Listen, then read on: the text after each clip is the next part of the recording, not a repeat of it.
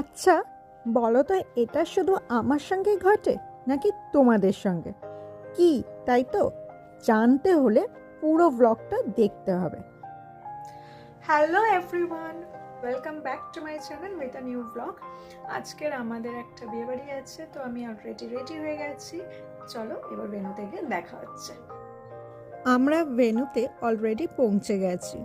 আজকের আমি বিয়েবাড়িতে পরেছিলাম sari with blazer, and the most important part is এই ব্লেজারটা আমার লাইফের best and most nostalgic one, কারণ এটা আমার বাবার coat, giving a touch of modernity with ট্র্যাডিশনালিটি।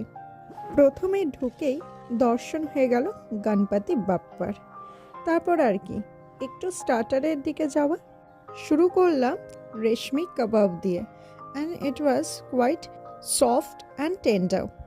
Late me tell you one thing, আমরা কিন্তু গ্রুমের পক্ষে, অর্থাৎ বরযাত্রী হিসেবে আসার কথা তো ছিলই, কিন্তু ভেন্যুতে আমরা আগে পৌঁছে গেছি and we can't resist ourselves.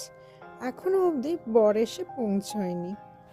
মামা, মামি আর মামাতো ভাই অলরেডি চলে এসেছে, তাদের সঙ্গে দেখা হলো, আর তারপরে আমরা ফুচকা আর আইসক্রিম খেলাম। জানি জানি কি বলবে, এই ঠান্ডার মধ্যেও আইসক্রিম? হ্যাঁ, বিয়েবাড়িতে আইসক্রিম না হলে ঠিক জমে না, সেটা উইন্টার সিজনই হোক or summer season, it is completely incomplete. কি বলেন?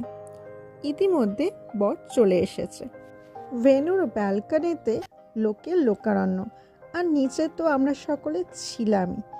তার মধ্যে নাচ, গান, হই হুল্লোড়, আনন্দে সবটা যেন জমজমাট।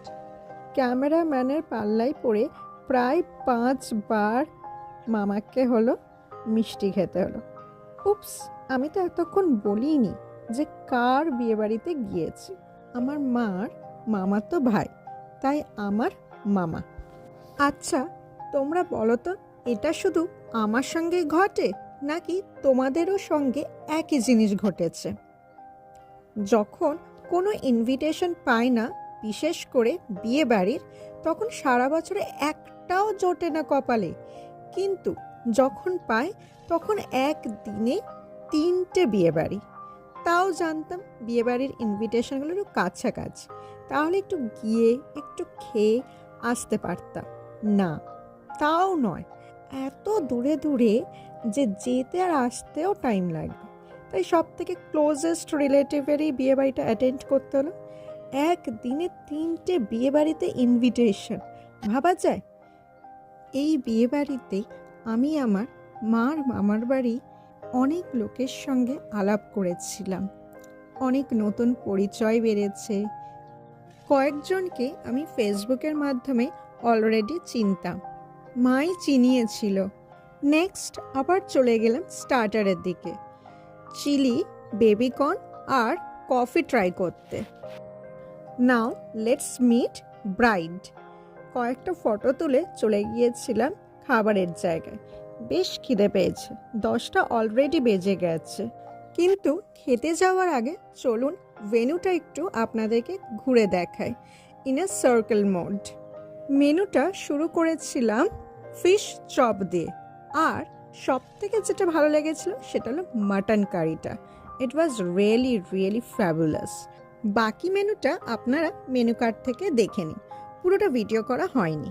যাই হোক, আমাদের ডিনার ডান, আর এখন বাজে প্রায় 11টা। অনেক গেস্ট অলরেডি বাড়ি চলে গিয়েছে, আর যেহেতু ওপরে বিয়ে হচ্ছে তাই নিচেরটা প্রায় ফাঁকা।